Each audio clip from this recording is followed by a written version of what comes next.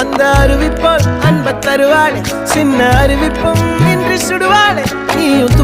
தும்மிடி ஆயுசு நூறாக என் உயிர் உன்னோட பத்திர சொத்தாக என் பார்வை உன்னோடு உன் பொம்மை கண்ணோடு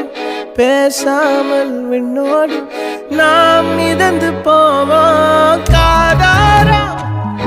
அடியானாலும் நான் தாங்க மாறோடு